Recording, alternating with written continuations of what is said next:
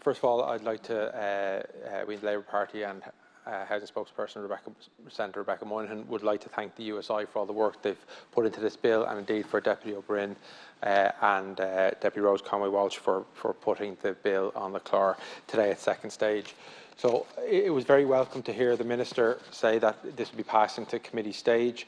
I think there is a cross-party consensus that this is something that needs to be done.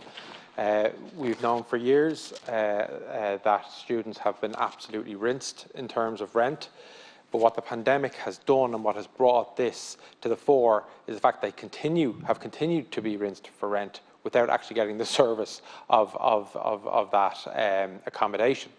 It's been incredible.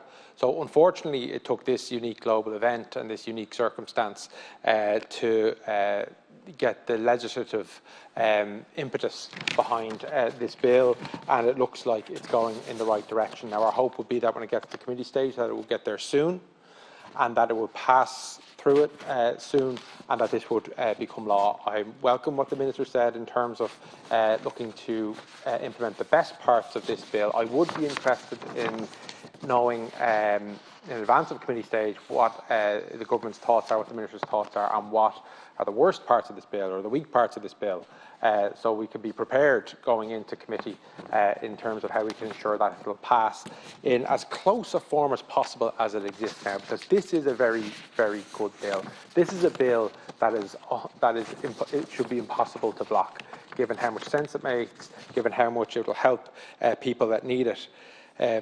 And it should serve as a moment for us to view how we as a society have viewed students. One of the previous speakers from Sinn Féin, I think it was Deputy Farrell, said, and apologies if it wasn't, but used the term cash cows.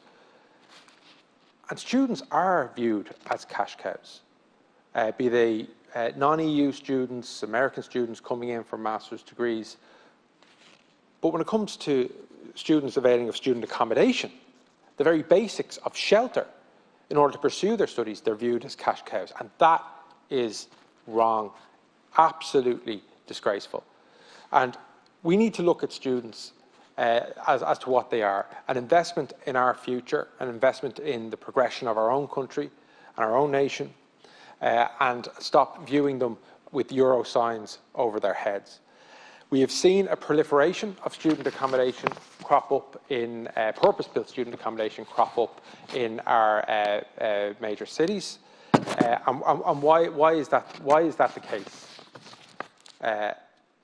It's the case because it has been very profitable for either universities or large funds, wealthy investors, to create these purpose-built student accommodations, not for ease of access for students, not to lower the barriers of access into third-level education, but to make money, and to make a lot of money.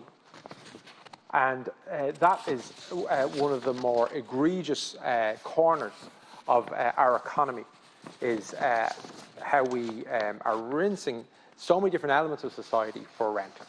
And when you're looking at students, and again, we've prided ourselves on the years of, as a nation, saying that everyone will have access, the ceiling is high, the sky's the limit, you can do whatever you want, but you can't. The barriers still exist there. Sometimes the barriers to third-level education it's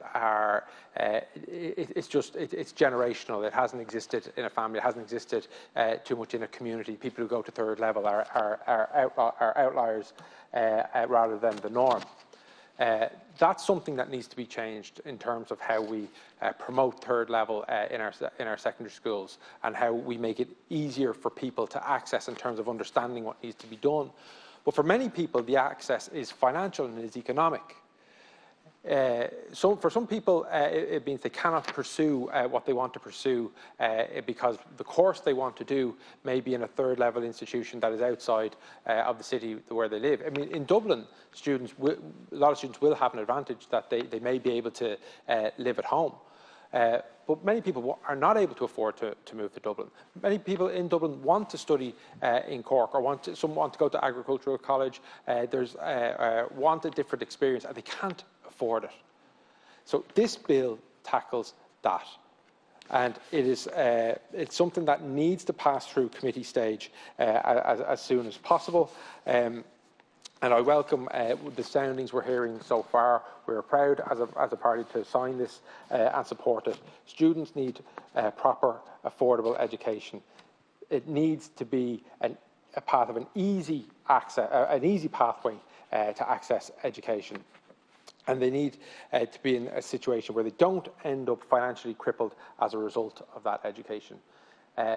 People, whether it's through a university or further level institution or trade, whatever the qualification may be, when they leave that, they're ready to contribute to society, to build their lives, to build their communities. They cannot be crippled with debt, be it for accommodation or fees, costs, or anything associated with getting that qualification. We need to be investing in our young people. We need to be supporting them.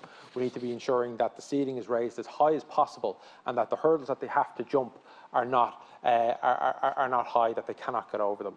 And for too long, I think, again, getting back to my original point, explaining away, the hardships of accommodation or the hardships of going to college, university as some kind of rites of passage is a load of absolute rubbish. That's not a rite of passage. Getting shelter and an affordable shelter above your head so you can live in comfort while you're studying, so you can study in comfort while you're in college, is not a rite of passage. That is a right. And we need to support that right. This bill supports that right, and hopefully it will go through as soon as possible. Thank you very much. I'll leave it there.